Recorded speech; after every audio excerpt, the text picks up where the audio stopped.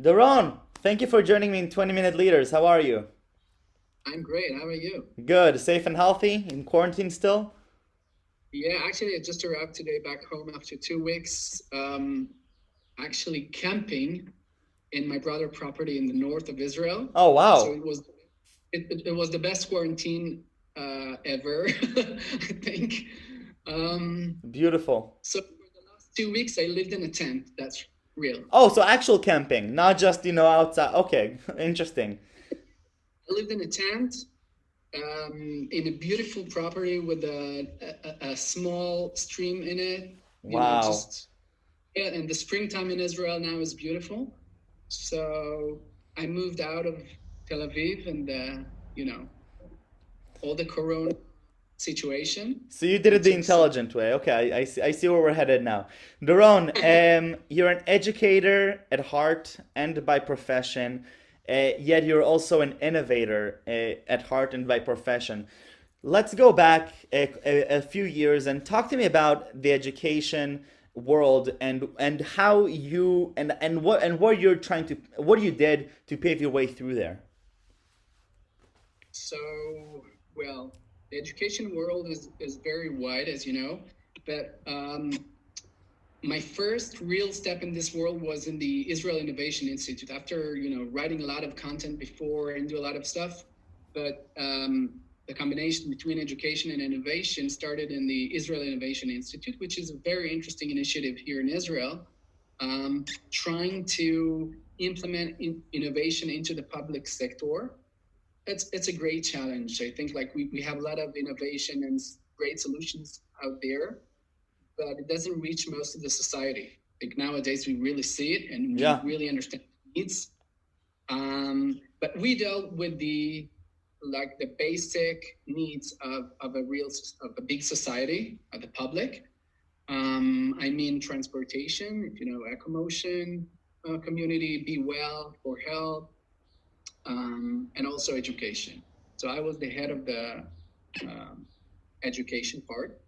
Hmm. And we work with the government to implement innovation into the educational system of Israel, which is really not easy. Yeah. Um, Both, it sounds not easy, both on the front of trying to innovate an educative system that's been around for hundreds of years, and at the same time doing so within a government that is innately supposed to be a blocker and very bureaucratic. right. So that's that these are the reasons why it's so hard, right? But um, when we started to talk about education, which it's a huge system, Yeah. we started to bring new terms into this world. So we used to say education, but we use more learning, and we try to bring more terms and ideas from the world outside into the education system, Right. the environment, and to create new environments for the system. So what does And that when I'm actually talking, mean tangibly? Yeah. yeah. So what does it mean? New environments and learning environments in this time. Um, so there's a lot to say, but first is to understand the let's say the major principles of learning and education. And I think this is how to promote curiosity, creativity, and whatever we all see outside in the startup world, we wanted to bring it into the educational world and the learning environments. And we wanted to show that we don't need to talk anymore about education as we know this term, but to um, try to, let's say, bring the real world, the reality into schools. Yeah. And this way, and that's mean um, when we're outside as entrepreneurs looking around, we're looking for problems, we can call it, or challenges to solve. And I'm sure we want to do different things. We want to do good, and we want to earn money and to grow, right? Sure. And it comes together. So bring different interests together, and also different disciplines, right? You don't. you don't need physics or math or only computer science, or you need different people, designers, visionaries, scientists. You need different systems, and you need to learn how to work together. Um, So, what were some of the things that were implemented as a result of this, this innovative and creative thinking around education? Are there some things that went on to actually go into the education system, or any experiments that were done in schools to show potential results? you ask if we did so. Well, I just want to get some better idea of more tangibly what it means to change the classroom, because obviously in talking broadly about it, yeah, it's incredibly difficult, but how do you actually go about and do it? So what actually happened there? So I will bring. I would raise few examples, because there are so many different ways and solutions. But we started to do hackathons. Now we all know what is it, but like 7 years ago, it was Yes, a beginning, or 5 years, 6 years ago, it was the very beginning, right, and especially for now teenagers.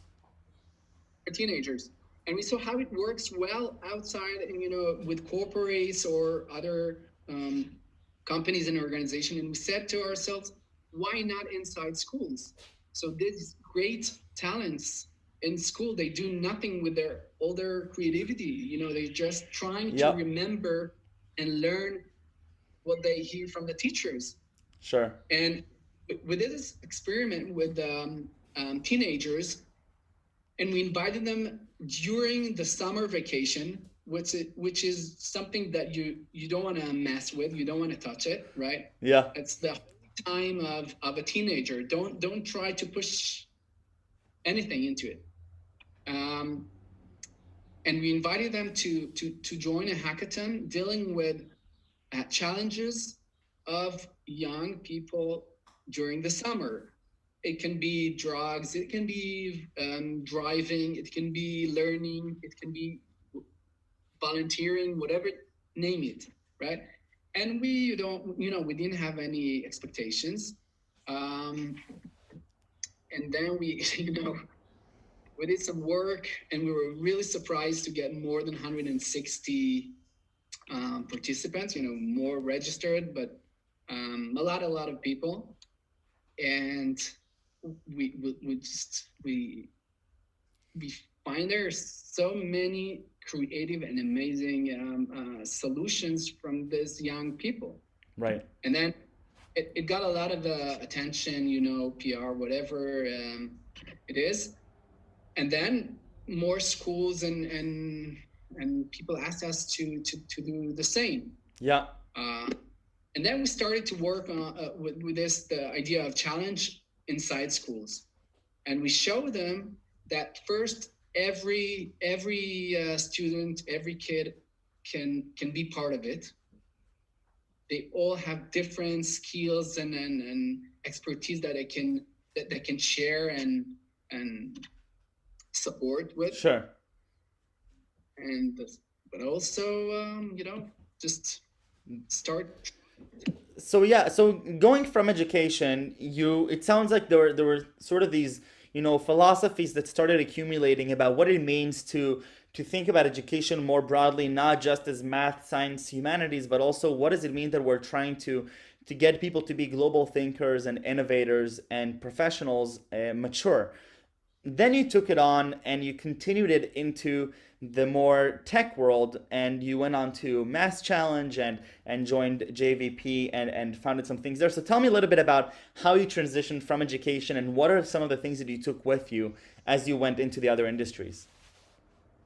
Um, so it's a good question. When I was at the step thinking what I want to do next after the Israel Innovation Institute, we all want to move fast and to grow and to have different experiences and everything. And I had this question: do I want to be very, very focused on education or learning, or I want to learn myself, and to go try different things and to be more open? Right. And that's what I believe should happen in the educational world, in the learning in schools. And so I decided to move on to Mass Challenge, which is a global organization. It's a nonprofit, but working in different disciplines and verticals Right. with hundreds and thousands of entrepreneurs around the world. Yeah. And I think it was a very, very interesting step for me, being more open my world, Sure. not staying at the same square.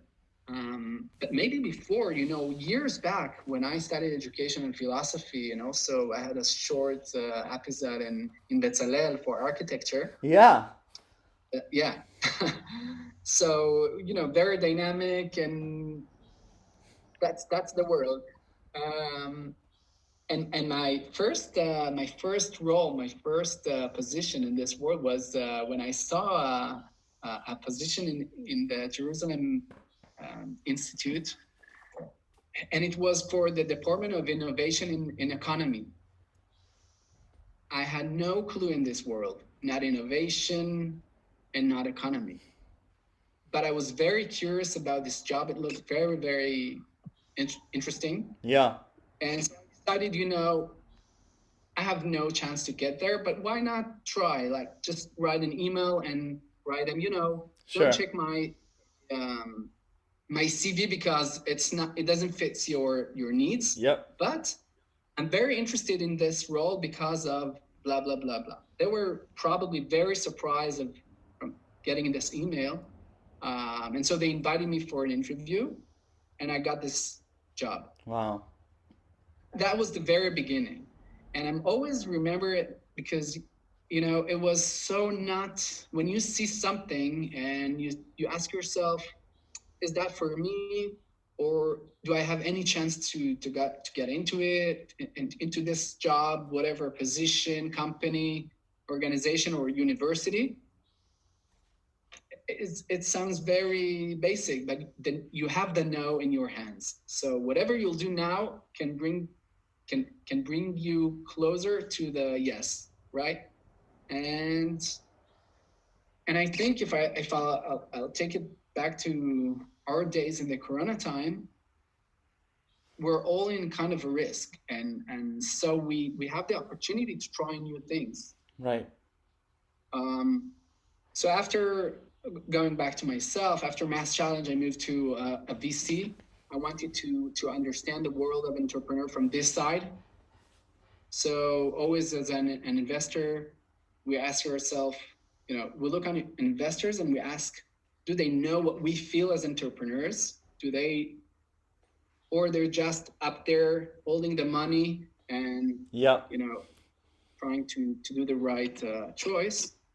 And I said, if I want to be a real entrepreneur, I also want to learn this aspect of a VC, and Definitely. I was there for a very nice period. Also doing a lot of collaboration with global multinationals companies and Israeli startups. And now, just as I told you before, in this summer, I decided to quit, to take some time for myself, and to see what I want to do with all this experience and expertise, and what's my next step. Yeah, and it was very fitting because it was just before everybody had to take a break, but yours was an induced one.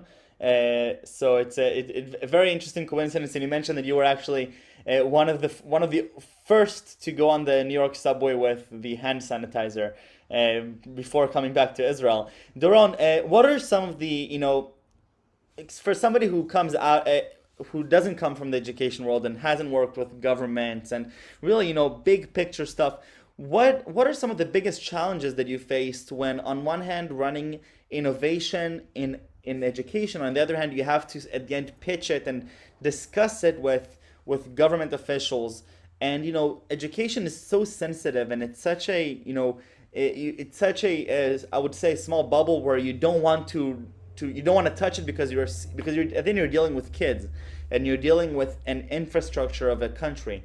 So what are some of the challenges that you faced over there? So it's a very good question. The first challenge is just to bring them to the table.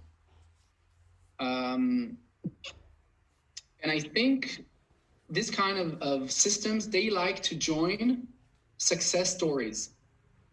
They like to join success. To convince them to join before, it's really hard. Yeah. Not talking about convince them to put some money.